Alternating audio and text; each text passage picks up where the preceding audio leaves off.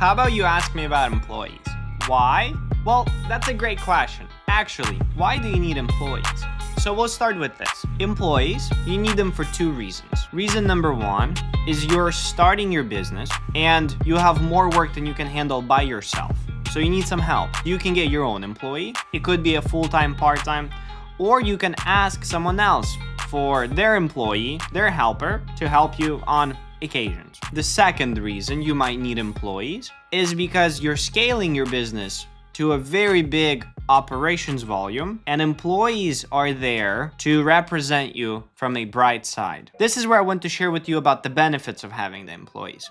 Everything I'm about to say needs to fall after this category. The employee needs to be hired at the right time, at the right place, for the right purpose. If these three items are not in the right place, employees will always cause you more headache and more issues than benefits. For the start, a lot of times you can take care of all the projects by yourself.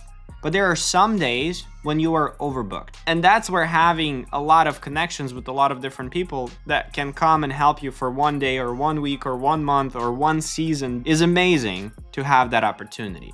Also, when you have a massive business, when you're doing 10, 20, 50, 100 projects a week, maybe even a day, you will have a lot of little dumb problems happening everywhere. Meaning, you need to do a repair, you need to do a favor, you need to do a very important project that only top-level representative can handle. You need people driving vans with the stickers, wearing your clothing, your merch. You know how they're gonna smell, how they're gonna talk, what they will say, to who they will speak.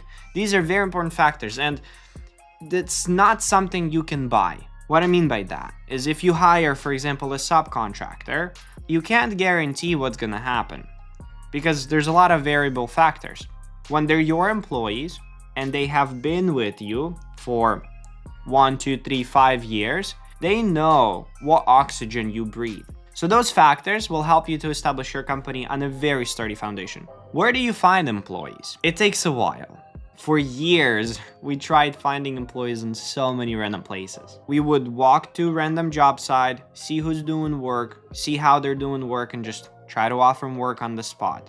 That did not work. We tried getting employees from different hiring platforms. For example, Indeed, we spent thousands of dollars there. We had guys show up. Not the best hires. But they actually did not stay with us longer than the test period. None of the guys. Next is we had referrals, random people just, calling us and saying, hey, we heard you have work. Can we come work with you? Most of the time that did not work. Process of having great employees that are worth investment into them and they will invest into the company, it takes a very long time. But it's the only process that we found works. You have to find one great employee. And if I would start the company from scratch, what I would do is I would pick up my phone and look through all the contacts that I have on my phone.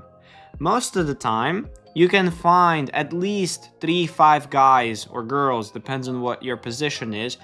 You can find people that you know, that you can maybe trust, that you kind of like as a human, and that you kind of can imagine them fulfill that position based on your previous experiences with them. It doesn't mean that all those 3, 4, 5 people will want to accept your job position. And it also doesn't mean that you will like to keep them in that position, but that's where I would start. Once you as an employer know who you're looking for, what job description they will have, you reach out to them.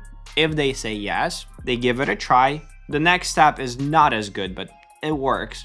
You can ask them specifically who do they know that could possibly fulfill that position. The reason why it's not the best is because they could give you someone that they respect, value, and stay close in connections with, or they can give you some random guy that you will just waste your time on, get nowhere. But now let's go back to the ideal case scenario.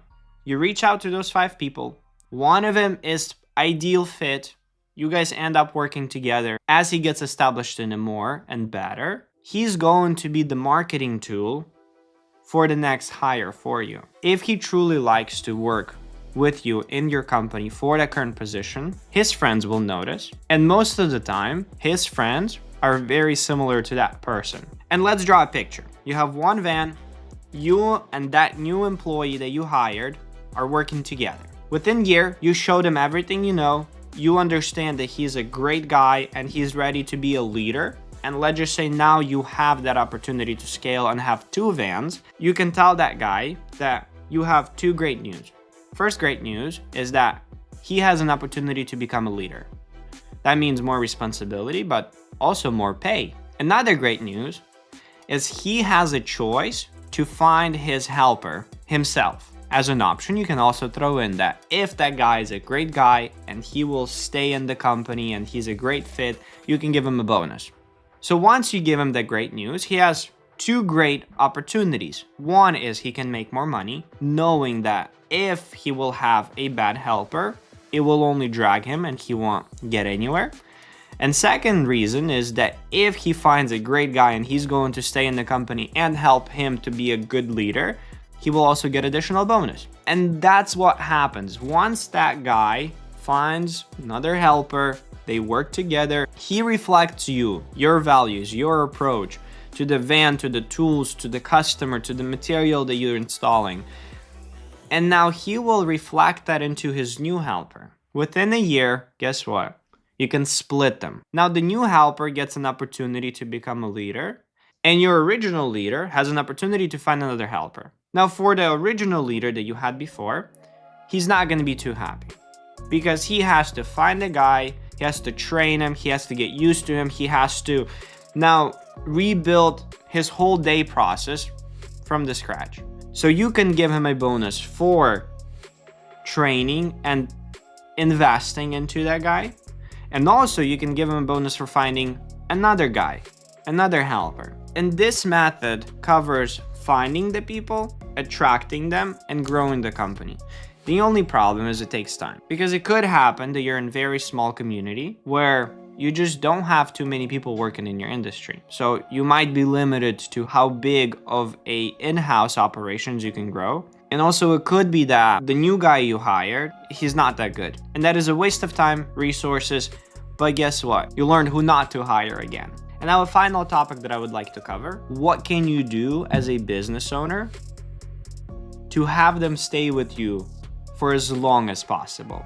If you train the guy, invest into him, he stays with you for a year and then he leaves, that is a very sad story. But if you invested into him, he became a leader, and now he's training another leader. Now that leader becomes another vehicle, and then both of them train their guys, and now you have 4 guys within what period of 3 years? That is a great model, but they have to stay. I can think of 2 reasons why people would stay most of the time.